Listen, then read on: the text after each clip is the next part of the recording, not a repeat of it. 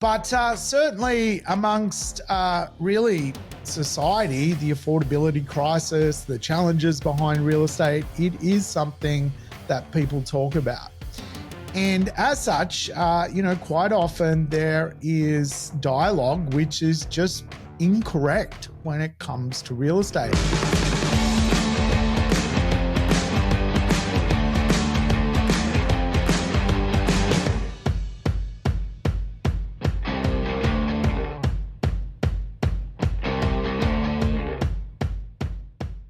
Welcome to the Urban Property Investor. I'm your host, Sam Saggers, here to help you crack the code of real estate wealth. Today's show, we're going to myth bust. Yes, we're going to be myth busters, just like the show. It's time to dig into some of the conversations that quite often rear up. Our coaches recently did a myth busting session. I thought it was good. Shout out to Fadi and Jared. Myths play a big role in determining people's decision making. And quite often there are myths which really derail property investors. So we're going to dig into that today. I think it's a worthy podcast of the Urban Property Investor. But welcome back, regulars. Play the program in double speed, get your life back. And all the episodes I've done are actually lessons on real estate. So feel free to check out those lessons. But when it comes to property investment, there is certainly some conversations people tend to have. In Australia, property is very much a bit of a sport. Most people, if they went to a dinner party, tend to talk about the cost of real estate, the problems of real estate, the affordability crisis. Very much is on just about everyone's mind, real estate, a lot of the time. If you put sort of 10 people in a room and you create small talk, it's where do you live? What do you do? And of course, quite often the conversation leads to trying to get ahead in this world.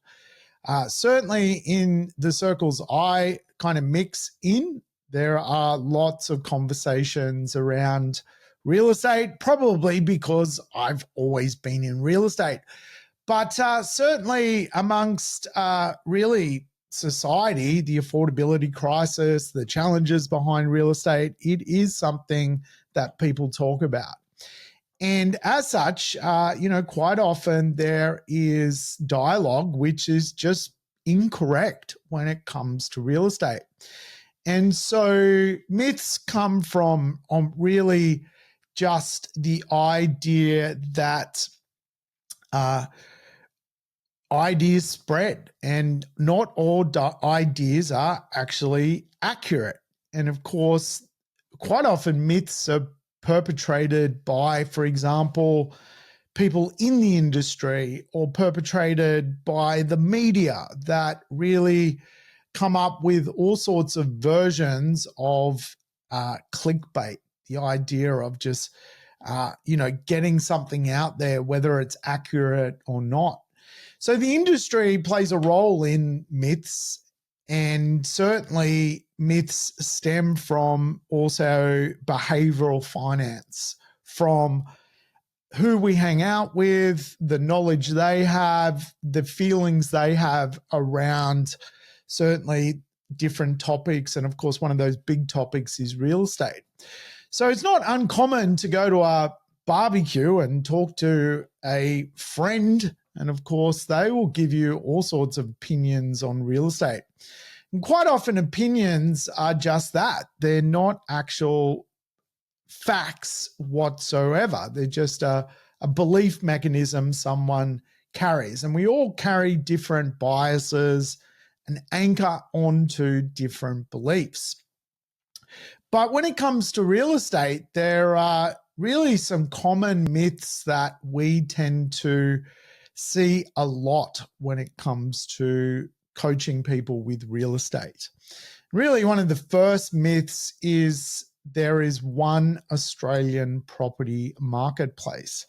And of course, this is an absolute myth there is not one Australian marketplace. There are multiple marketplaces and markets within markets, and in those markets, there are even sub-marketplaces.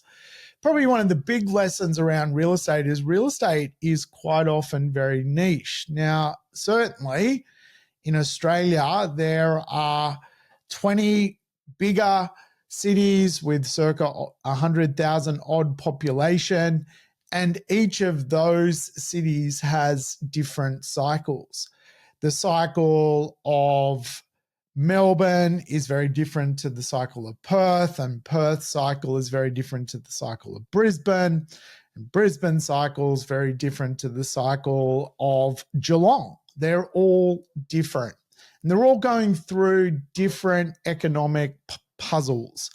Some puzzles are pretty obvious. Other puzzles you need to dig as a researcher on where to invest a few layers into the puzzle itself. But there is no such real thing as one Australian property market. Certainly from a cash rate perspective and what the overall economy is doing, there is a connectivity to the cost of money across one Australian property market, i.e., what it costs to borrow money.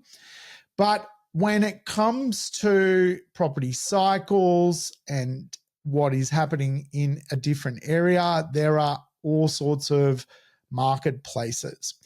Now, you could use a place like Brisbane, for example. You've got the city of Brisbane. You've got the river suburbs of Brisbane. You've got the suburbs of Moreton Bay. You've got the coastal suburbs of Redlands, and you've got the inland territory of places like Logan and Ipswich. They all have different things happening within them because they're all governed by different local councils that are activating things differently. So even though Brisbane's going up in value, you potentially could get more growth in one pocket over another pocket.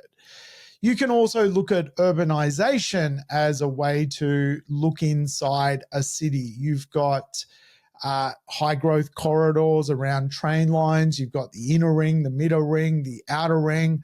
And then you've got sort of areas which Bernard Salk calls the scrambled egg city effect, where you've got a lot of growth typically in housing and property around job centers. And of course, the idea that people like to live 15 to 20 minutes from job centers. So there's all sorts of things happening inside of the real estate marketplace. It can even get down to a street level. How many properties are on a street? How many properties get resold on that street? Is it a tightly held street? Is it a street abundant of real estate? So again, when you're listening to people about the property market in general, probably what they're really commenting on is the economy, which is the conversation piece. They could be commenting on, I wouldn't buy a property now in the Australian property market because interest rates are, higher than they have been, 3 years ago. That is just, again, needs to be compared to what? Compared to where? Everything needs to be fact-checked, but certainly when it comes to a property market, there are multiple marketplaces. There's the apartment market, the housing market, the townhousing market, the new property market, the established property market, the luxury property market. There are so many different marketplaces, and that's why it's very difficult for people to become really an expert of an area, because quite often investors are investing outside of an area. What side of the road is the better side of the road? Which way is the best way to face in a street? Where is their influence on real estate coming that is going to create a downward pressure on real estate? So really, there is no Australian property market, and there are certainly more advantageous times to buy in certain cycles within property markets. there are marketplaces rising in value as we speak. You could simply buy real estate in that market and it will go up in value. There are marketplaces going down in value. There are marketplaces which represent really good buying at the moment. So myth busted. There is no Australian property marketplace.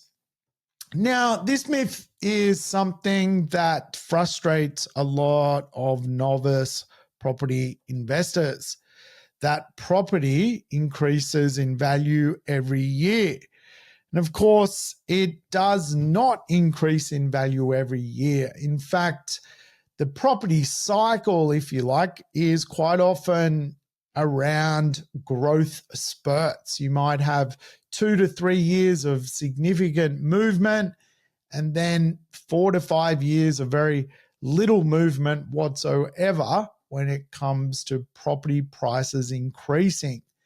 So it definitely is a bit of a myth. You will not get a linear effect of real estate going up every single year, year on year. And of course, that meddles with people's psychology. Quite often, human beings need to see results to validate decisions. And real estate is not like the share market. It is not a market which you can see results day by day. It's just not designed to do that. It's actually designed to be a very slow moving beast where you buy something and you make the decision, you make the right decision, and then you create a decision around property investment as a time horizon. Now, remember, time horizons are a big important factor with real estate. Now, it's quite often said that real estate will double every 7 years. It does not do that. It can do that, but the Australian average is more like around 16 years for dwelling values to double in price. And of course, there is a rule in Australian real estate known as Rule 72, which is just really taking the capital growth rate an asset is capable of achieving and multiplying it using Rule 72, which is basically how quickly the real estate can double in value. A 7% annualized capital growth rate would see real estate double in 10 years. The challenge is that real estate over a 10-year period may do nothing for 6 years, go sideways for 1 year, or even down in value for 1 year, and over 3 years double. And of course, sometimes you can get lucky basically jumping into a market just before that doubling of value effect, which comes along, and you feel like an absolute genius. But in actual terms, depending on where you measure the start and finish line, really real estate is a much slower moving beast than that, and it does not go up every single year. In fact, it can go down in value. But the beautiful thing here with real estate is even if it goes down in value, you don't get margin called. The bank doesn't ring you and say, this property is worth less than what you paid, you need to pay the difference. So time in the market allows for the real estate to do its thing. Now, I tend to look for real estate that can double using Rule 72, using a 5% growth rate, a 6% growth rate, or a 7% growth rate. And it really depends on people's budgets as to the type of growth rate they're typically going to get. If someone's going to buy in a tightly held marketplace where there's, really, exciting pieces of real estate, they're probably paying a fair bit for that, but will get a faster rate of growth than someone, scraping ends meet together at the bottom. But don't let that stop you. The growth rate of 5% is still competitive and will get you equity over time and propel your wealth forward. When I started investing, I bought some very basic level real estate. As I've gone through the decades of investment, I now own luxury real estate. It is a journey. It is really a journey. And of course, the next myth is that property investment is fun. Well, no, it's not fun. And I can attest to this. There's a lot of work behind it. And that effort quite often gives people a lot of anxiety. And again, I think it's portrayed sometimes as this, this easy process that, is just, as simple as, just borrowing some money and you'll become very, very wealthy out of real estate. It's not fun. There are problems to deal with: vacancy rates, issues with insurance, things cost more, strata levies go up, council rates go up. There are, all sorts of challenges. Cyclones happen, floods, you name it. Real estate and the ownership of real estate is not a fun experience. There's a lot of paperwork. There's a lot of conversations that need to be had. There's a lot of time that goes into being a property investor.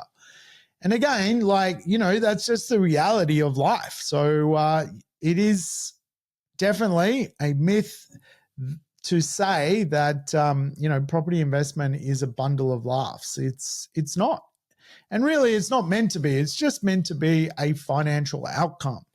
Real estate is just a part of creating a financial outcome. If you could get the same result and same leverage with buying emus, you would buy emus. If you could borrow 90% on an emu and it could double in value at a 7% growth rate, and there was a lot of evidence around that, we would all be buying emus, or emu eggs. It was a big thing once, emu eggs. But in real estate has a proven track record, but it is not a fun investment concept. You can make it fun, and I try and make it fun.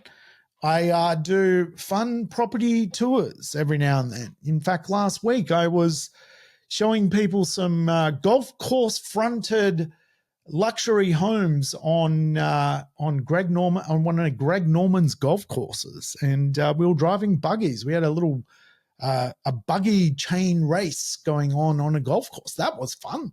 That was great. We all had a great time on the golf course. But in general, other than doing a buggy ride across a Greg Norman golf course, there is quite often it's not fun whatsoever.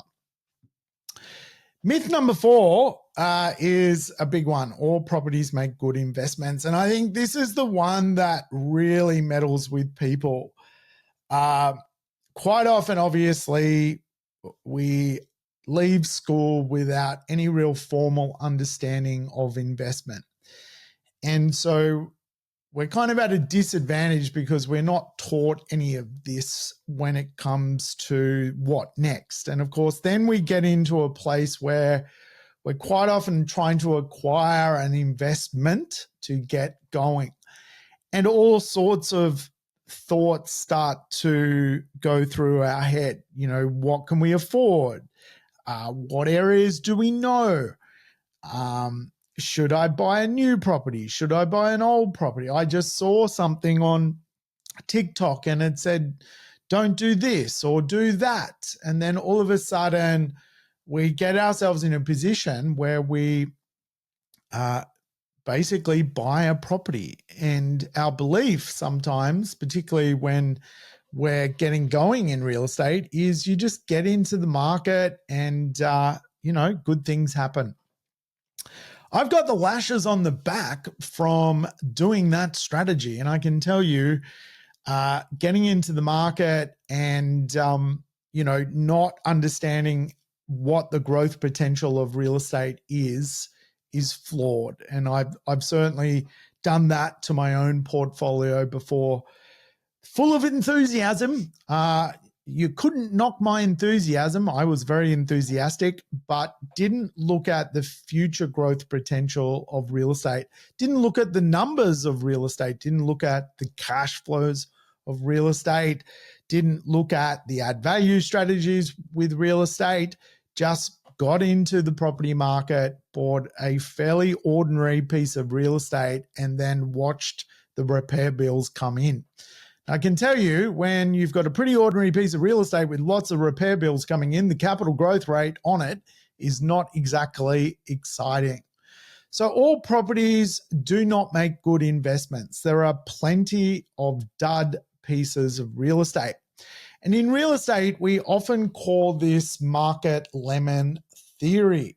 Market lemon theory is really the idea that consumers don't know the difference between good real estate nor bad real estate. And so a lot of bad real estate is transacted time and time again. And what you'll often see in Australian property is an investor selling to another investor because really the local market does not want that real estate. And really what is happening is the trade of lemons, the lemon trade. An investor basically can't offload their investment, so they find a greater fool to come along and sell that investment too. Now, there are different categories of what I would say make ordinary investments. There are all sorts of properties. Some of them are brand new properties. There's heaps of brand new properties which are effectively market lemons. They are poorly designed in the wrong part of town. There are plenty of old property as well, which are heat leakers or going through economic obsolescence when it comes to their look and feel. They're in streets and neighborhoods of lower socioeconomics. There are lots of properties which are hazardous. They've got hazardous materials connected to them. They've got things like asbestos. There are lots of properties past their use by date. So what happens to people is they tend to shop on a budget, they shop on a belief, and they see something that's within their budget, within their belief, but actually the real estate they're buying has no real economic future to it, no rate of growth. Now, the rate of growth that people end up with a poor investment can be a capital growth rate of 2 or 3%. Using Rule 72, if you've got a capital growth rate of 2 or 3%, your real estate's not doubling for 25 years. That's way too long. That's multiple property cycles. That's wasted opportunity. And again, with the right approach, you don't need to put yourself in that position. And even people on a budget can still find a good growth rate of 5% on the right asset. Obviously, if you've got a higher budget, typically everything is built into the price in Australian real estate, so you'll probably get a higher rate of growth if you can spend more. And of course, this leads us to the next myth, and quite often, really, this myth is often passed on to us by family and friends who kind of have the caring nurturer type. Don't invest, invest only in your comfort zone. And, Tab at my work's got a great saying, comfort equals dying dreams. And it's so true. We meet all sorts of people and they really just want to sit in a comfortable bubble. But again, probably going back to market level theory, if you don't sort of push the envelope with investment, you're not going to get the right investment, particularly with the challenge with Australian real estate, where really on average, housing today is close to $1 million. That's what people are paying to own a property. So, if you're buying at $200,000, you got to ask yourself, why has 27 million other Australians not paid more for that real estate? It might be in your economic comfort zone to do that, but is that the right decision for you? How can you get outside of your economic comfort zone? What do you need to give up to move forward and get out of your economic comfort zone? And that could be borrowing more money than you expect to borrow. That could be investing outside an area where you grew up. That could be actually investing interstate in an area which you're less comfortable with. You can become comfortable with it. That just requires effort and research. But quite often people sit inside their comfort zone and it creates a dying dream. Now, when I bought my first property, I invested in my comfort zone. In fact, the reason I bought the property was and I was quite young at the time, my parents lived 5 streets over. And I thought, you know what? I'm just going to invest in my comfort zone. I'm going to invest in an apartment close to where my parents live and my friends live. The comfort that was my community. I thought, oh, yeah, I'll do it that way. Now, of course, when I invested, it was probably the worst time to invest in that community. And I used the logic of comfort to invest in a community which wasn't mathematically the best time to do that. Had I taken my money to an uncomfortable marketplace, which had better mathematics and growth potential, I would have compounded my wealth much faster. And so be careful of investing in your comfort zone. If you know something, you create a belief around it, and then that bias can anchor you to not only a good outcome, but quite often a bad outcome. And that's real estate. Real estate is driven in a cyclical nature. And of course, quite often you just have to push yourself outside your comfort zone. And that means sometimes going against the crowd. Quite often, real estate investors use a lot of belief of other people to invest. And of course, that's an interesting paradigm to be. That is really almost, a real dynamic which you have to be very, very mindful of. Is the crowd actually right? Is the herd running in the right direction? Herd behavior is an economic phenomenon in Australian real estate. And if you're running with the herd at the right time, you can do pretty well. But if you're at the back of the herd, you can be very late to the party. So just be very mindful of herd mentality when it comes to real estate. And we often see herd mentality, particularly with lower price point areas. And remember, the Australian real estate world and many markets inside the Australian real estate world have done pretty well over the last couple of years. But there has been many, many periods, economic periods of real stagnation in areas which today are considered very, very interesting to people. And the herd likes it because they're affordable. But just be mindful that quite often the herd can be wrong. The herd can be wrong.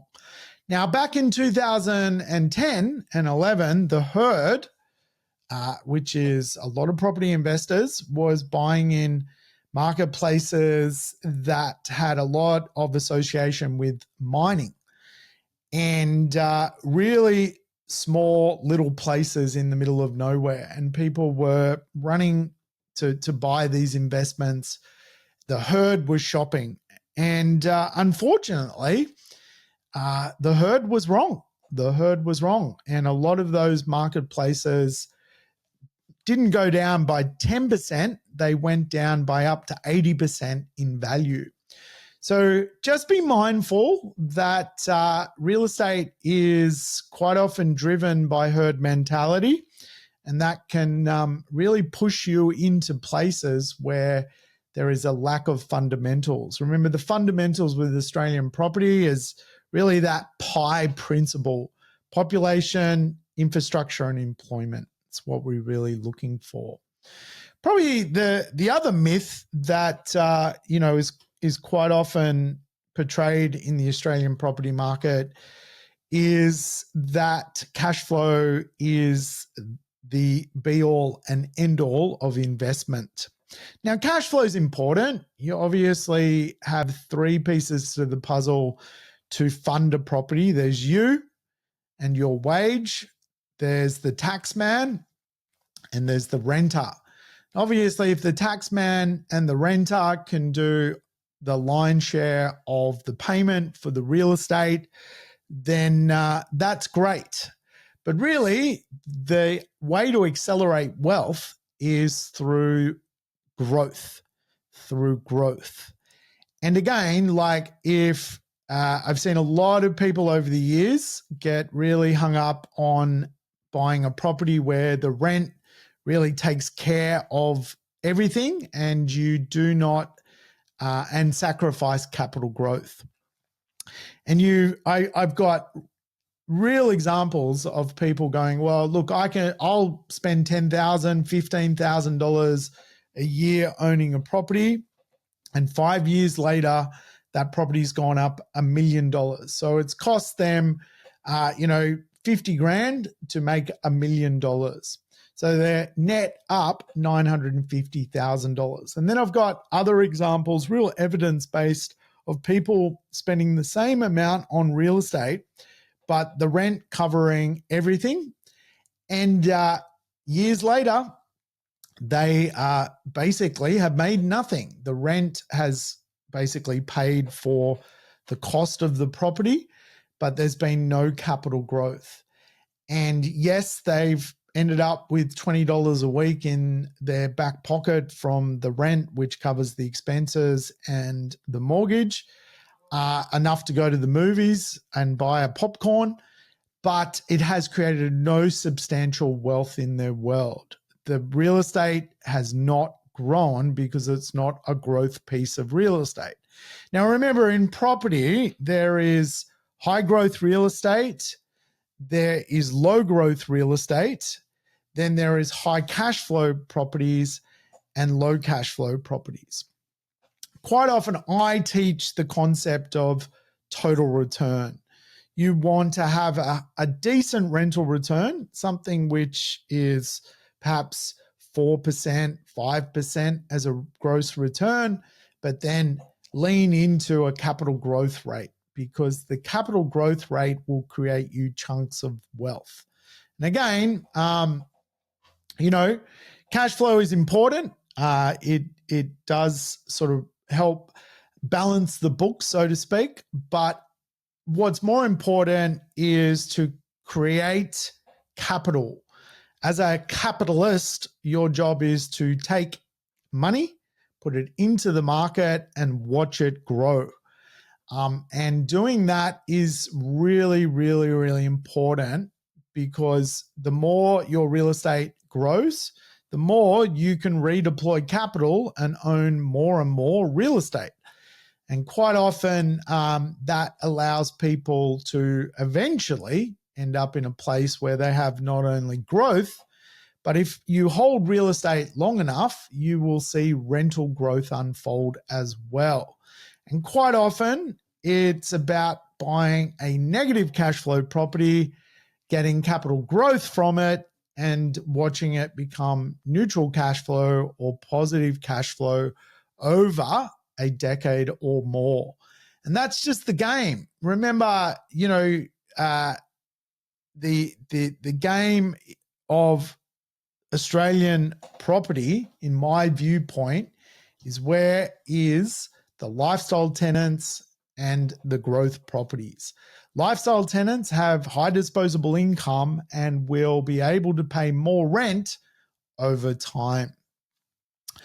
Probably the next myth, which I think is a worthy one, is really a lot of investors tend to shop on interest rates that are low. And really, when they're putting their puzzle together, they're deciding, again, how to play this game called real estate. And quite often, they will choose a very, very low rate with a lender just because they, again, want to sit inside some sort of comfort zone. And, like sometimes it's about paying 0.5% more and you can borrow a bucket load more money just by actually changing lender. Yes, some lenders will charge more, but lend more. And that lending actually allows you to buy a better quality property with a better rental return and rate of capital growth. So don't shop just on interest rate. It's a bit of a myth to do that. And again, a lot of people I see, particularly parents trying to help their children, quite often they'll say, look, I was just at the local ABC bank and they've got a great rate.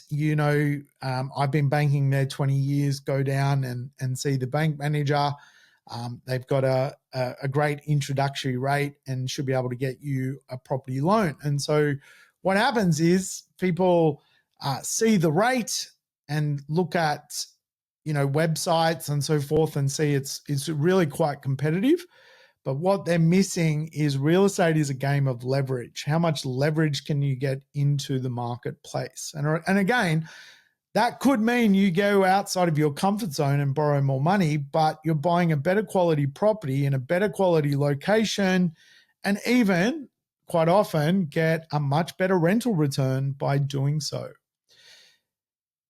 The next myth is good debt versus bad debt. Good debt versus bad debt. Well, actually, the myth is debt is bad, and people will often hold you back in this world. Quite often, even your friends and family will see that you're growing and say things like, don't take on any more debt. Just, pay off debt. The system was designed for you to, let's face it, the system's designed to be a sheep. You go to school until you're 18 years of age, you become a taxpayer, you borrow money off the government through HECS, you go do a degree, you now owe the government money for a degree which, typically shows, an employer you're capable of doing something for 4 years, but quite often most people don't use their degree on the job they end up getting. And of course, you're designed just to pay tax, borrow some money, get a car loan, and even just buy a family home, which is considered bad debt. But quite often people will associate that bad debt as is bad debt because it's got no income behind it. It produces nothing, so that's why it's considered bad debt. But of course, not all debt is bad, and that is the conversation piece. Not all debt is bad. Debt is good. Debt is great. Debt allows you to get ahead in this life. It's very difficult for someone to save themselves wealthy. It's very difficult for someone to earn enough money through a wage and end up in a wealthy state. It's very difficult for people to end up wealthy just paying off the debt of their family home. A lot of people end up asset rich but cash poor. And again, really good debt, which is not debt which is bad. Good debt is debt which allows you to create income. And that income can be created by chunks of capital growth. And eventually the assets that you create through income generation can spit out cash flow. That's the game we're in. So debt is not bad. Debt is actually good. And really, the younger you are, the more time you've got. So load up the debt, I reckon. Obviously, as you get closer to your older years, it's quite often, it's how you manage debt, which is the important thing, which takes me to the next kind of conversation piece. I'm too old, or is it too late to invest? Which is, again, another myth. Now, really, if you've got nothing when you're 64 years of age and you haven't got $5,000 in the bank, it's going to be probably too late to invest. But if you put yourself in a position to where you've got a few bob saved up, it's generally not too late to invest later in life. And people will go to their grave as investors.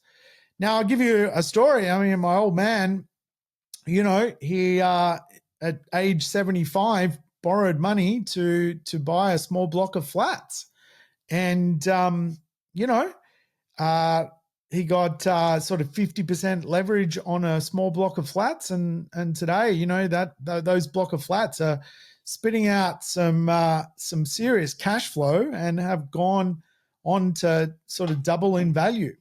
So it's not too late to invest. It certainly wasn't too late for the old fella Cole, my dad, but it's never too late really to invest. What becomes too late is if you don't plan for your retirement, if you don't take the steps to do something about it. So definitely, the younger you are, the more wiggle room you've got. The older you are, you just better get into it. That is for sure.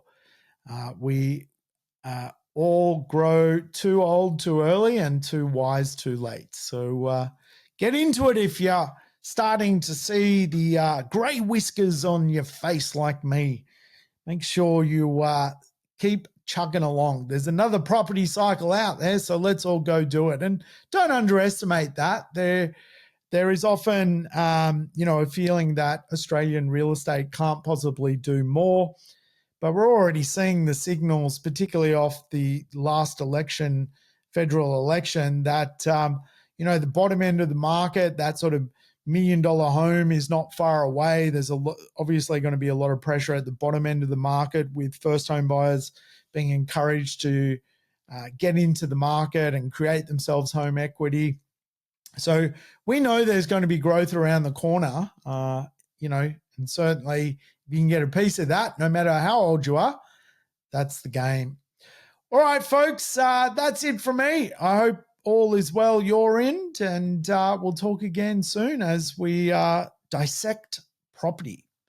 See you. Thanks for tuning in to the Urban Property Investor. If you enjoyed the episode, make sure to subscribe on your favorite podcast platform or YouTube so you never miss an episode. I'd love for you to rate the show and share it with your family and friends. Let's spread the word about property investing. Stay connected between episodes on Facebook, Instagram, and LinkedIn.